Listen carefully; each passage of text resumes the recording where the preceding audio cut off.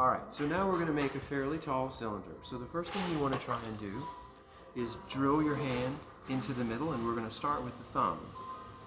This is far too big a lump of clay to go all the way with your thumbs, so we're going to start it with the thumbs and then go with this hand position. So this here, I'm going to start with the thumbs. Notice that my elbow is nice and braced. And my hands, my hands aren't really doing much. So here's the first thing that's going to happen on larger amounts of clay that would be new. Normally, your wrists are low because I've invited you to do that for stability. But when you start to drill this in, let's see what happens. We're going to drill in here. And when you start to go lower, this top edge becomes squished because you're not also raising your wrists. So as your thumbs go down, your wrists should come up a bit to give you more room under here, and it won't squish your rim in an inconvenient way. So we're going to go to the middle, and then we still have distance to go, so we're going to use your fingers like this as a pusher. So this shape is triangle shape, zero related to the inside of a cylinder, but we just have to make it hollow. If we had a ginormous broom handle that just like dropped down from the ceiling, that would work. But then you'd still have to yourself go in, and so you'd have to do this anyway. So we're going to do this. I'll leave it for you to measure with a pointy needle the depth of that. Now, one of the first things that we have to think about is how big around should it be? If you want to make the tallest cylinder you can make, I would make it fairly wider. So there's several measurements of wider, at least as wide as your knuckles are. That way you can always get in no matter what happens. And the first problem I have seen with beginners is that as you're growing, the first thing you kind of get, that you learn about cylinders, is that you have to push from the outside, like what's happening over there. But what happens is that you move the wall itself toward the middle. You close it up, and then you can't get in there to fix it. So I'm going to show you how to make sure that you do those things in the right order. So I want to make this taller, but I want to be paranoid about the rim. So this is where the rim is going to be. This is the rim, and so I'm going to round this off with the sponge, and we're going to leave that alone for a little while. So sometimes the outside diameter is what we're going to aim for. So I'm going to make this bottom part a little bit narrower with kind of a slicing hand move, and then that's done. So now we're going to open up the middle. So the middle is going to open up by pulling towards you. You might be tempted to do this, but even I am not strong enough to be that regular.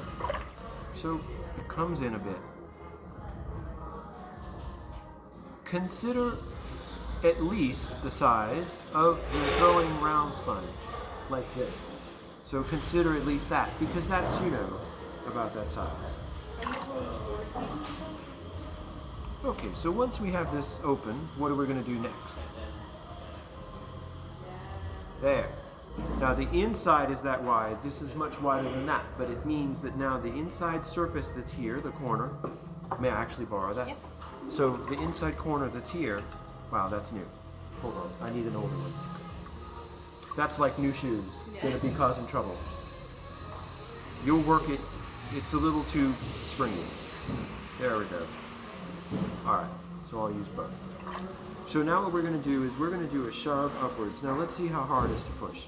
You're already accustomed to working on this side because of the centering gesture, so we're going to use that on the way up.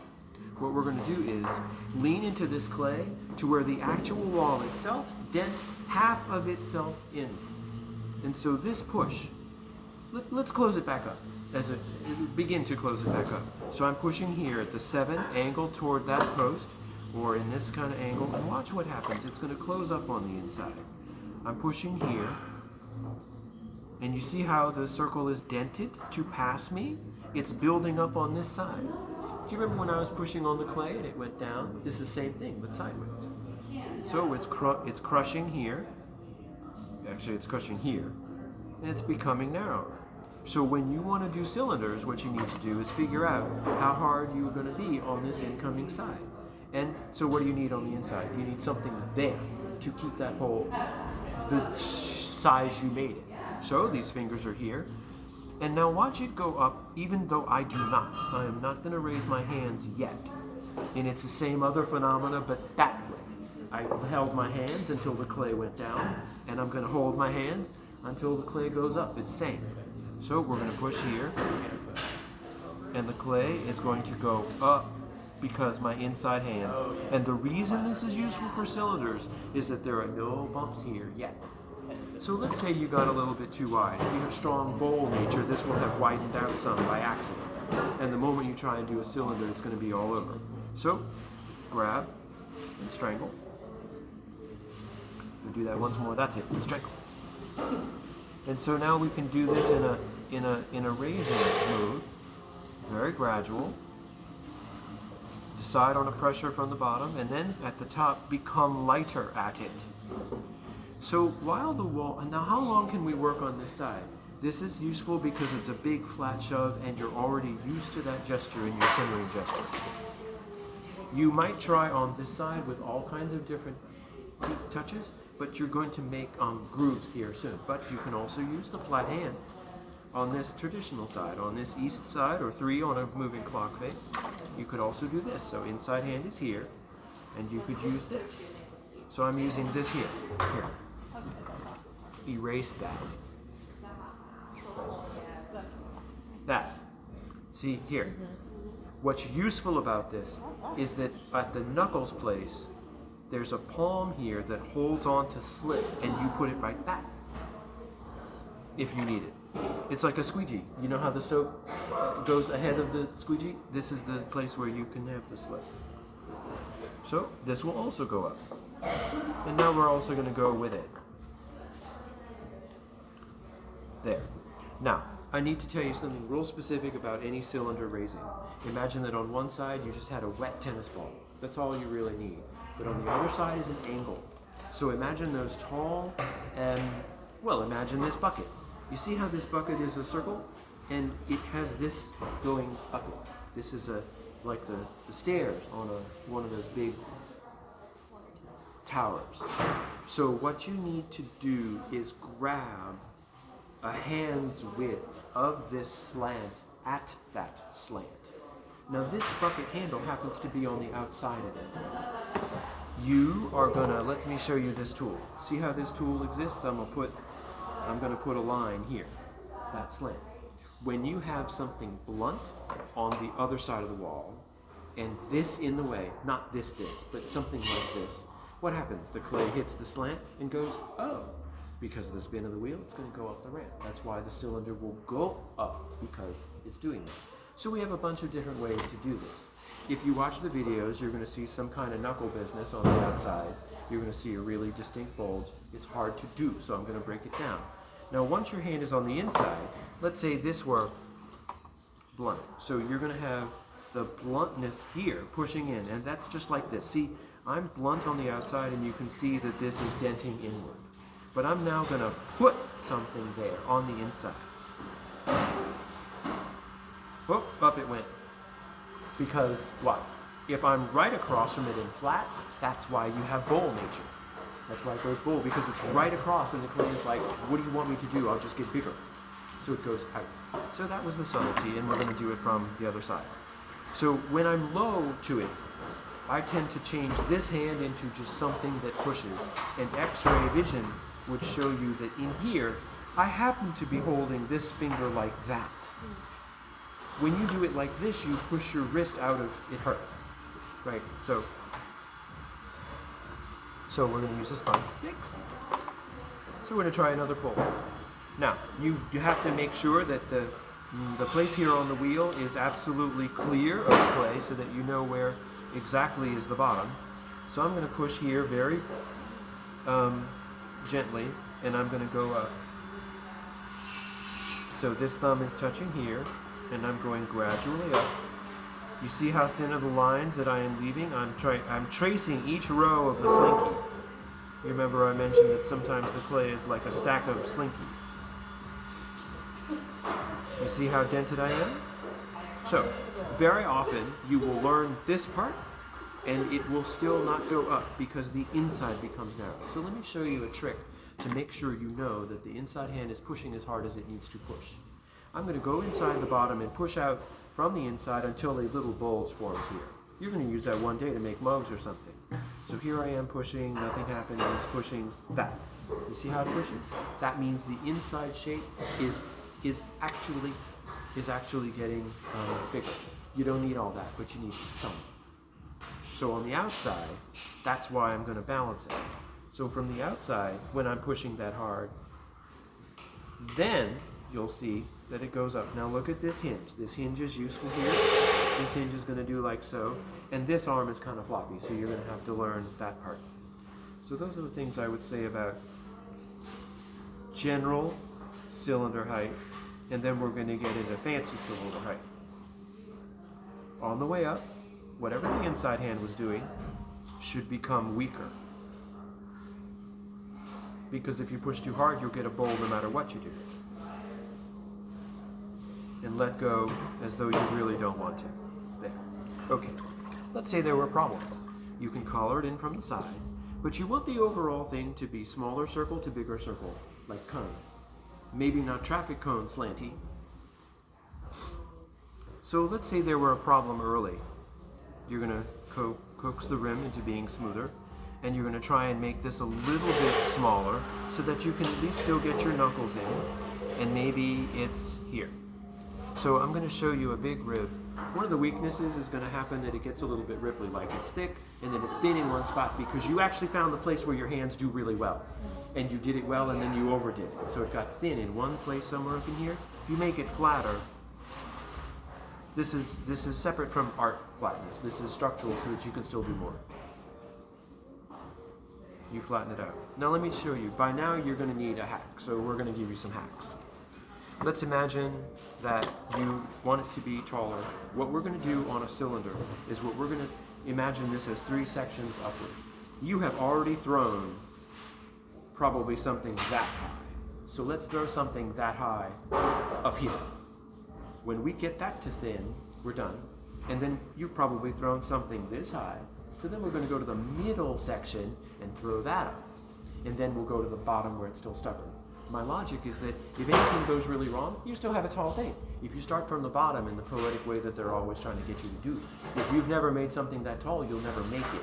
And it will keep dying on the way up. So let's see that sneaky way. So I'm going to start at the middle third, the top third, and I'm going to have an angle touch. And we're going to do this. Look how much taller it gets just from that. Would this object be very heavy? Would it need a lot of trimming? Why, yes. But it's currently your record height. If that went well, let's go get a little bit more. A little bit further in. Now this becomes, whoops, don't do that. It becomes a little bit trickier because now, well, you can still reach it, so use this thumb to touch. Now these fingers are now vertical. You don't want your wrist as low as these fingers or you'll make grooves before you need them. So,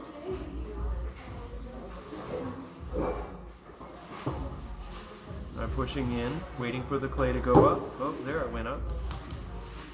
And now I'm going. Now I'm just in that little transition-y period between those two. Now I'm into the period I already did. And now I have to undo the ripple at the top because of my hand.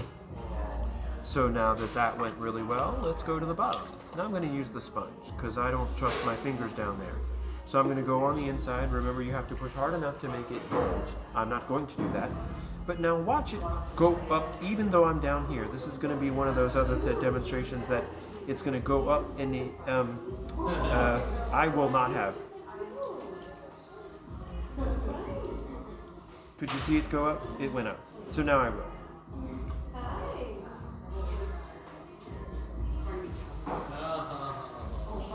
So that's the old untouched place. Now I'm in the middle touched place. Doing a little more. And I think the middle touched place ends about there. Now that's the top section. So you can continue to do throwing, but you don't have to do it from scratch. Right? So other hacks have to do with the fact that if you can have it a little bit here, let's smooth this out some. Now I'm going to be truly spiteful and get some of this width down here.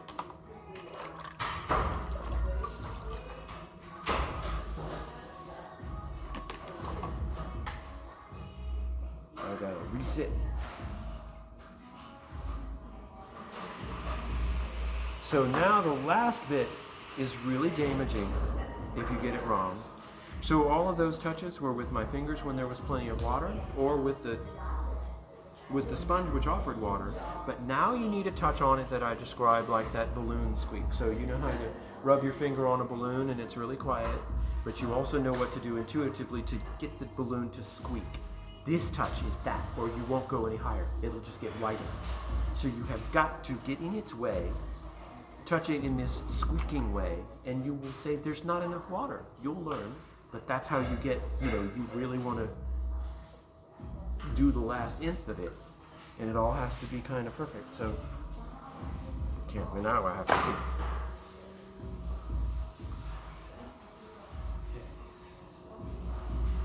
The inside finger is a vertical finger, and the outside touching is in the middle of it.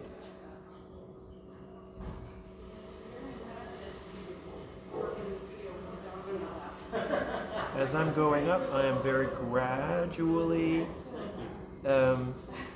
pulling back on the pressure. I'm watching that middle place which I just went, which wants to be a brat. Oh, there's an air bubble.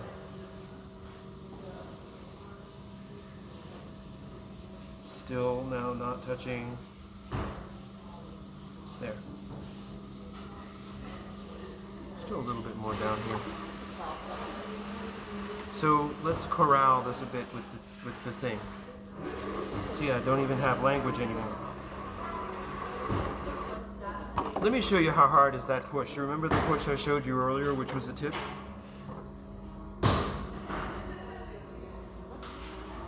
Here, that is where the bottom is. So it's not a lot. And so after that, you can try and make it smoother.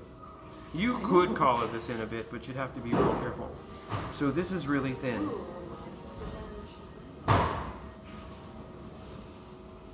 Now let's see, if you wanted to make it appear flat, now let's think of finishing stuff. You want to make it appear flat. I don't want to add water with rain, I want to add it with a sponge. So let's use the sponge as a soft feature on the inside, and then this here on the outside to make it smoother. I'm going to work in this middle region here. So this is actually at an angle. You see how it's at an angle? And those are the things I would tell you about a cylinder.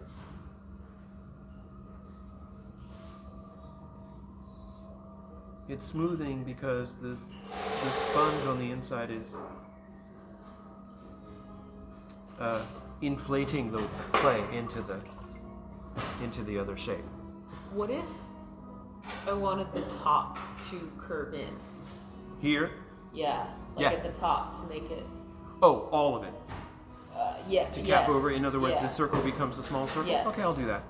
I'll make my face look like you think it should be. Yeah, sure. Anything else you want? For you, one of them two asked me.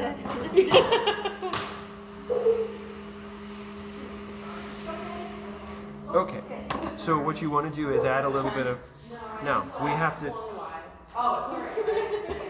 I've already told you about using a pencil for this, but I need to get this out of the way. I don't like this tool for you, but I'm going to use it because I need to get this out of the way. Oh, you're turning the bottom part. Yeah, because it's over with. I'm done. May I have a needle tool, please? Oh. Ooh, nice cork.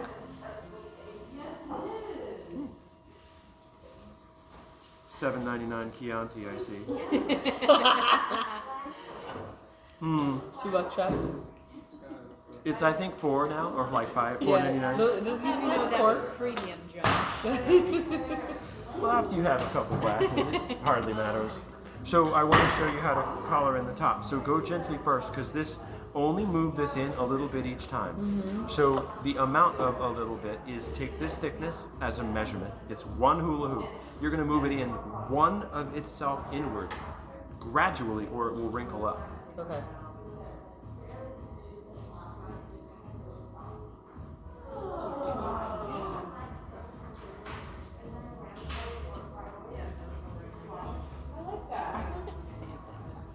So those things can help. Should it be more dramatic? It can do. Yeah, what if it comes back up at the top? Thank God.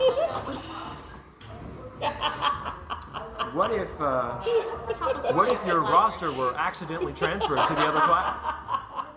So I How would much have. do you normally charge for custom piece? So what I'm going to do is make it a little bit necked in here. Oh. Change okay. my mind. Yeah. Gently put pressure on that part all around, so it's like. And so what should this do? Up or also? Yeah. Yeah. So normally a piece of pottery is not going to accept these late stage revisions, but it's possible because this was not overworked. So this collaring business has 6 points: 2 and 2 and 2.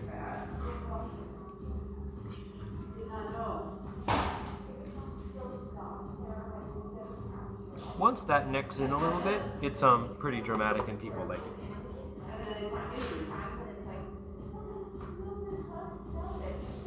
This makes me want to make the Hercules. Yeah.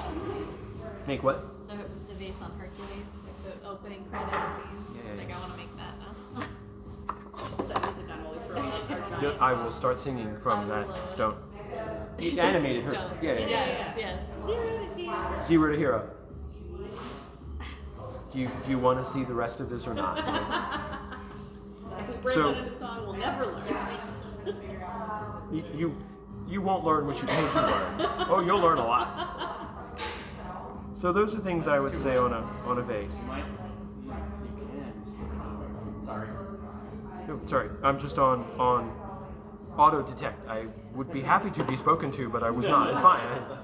Now what if? Go home. What if? Right. Time's up. Let's There we go. Candle holder. Let's punch some changes. This is a candle holder. Okay, so those are things I'd say. Have a go at it. Okay. Are we all gonna try 3 pounds? I don't think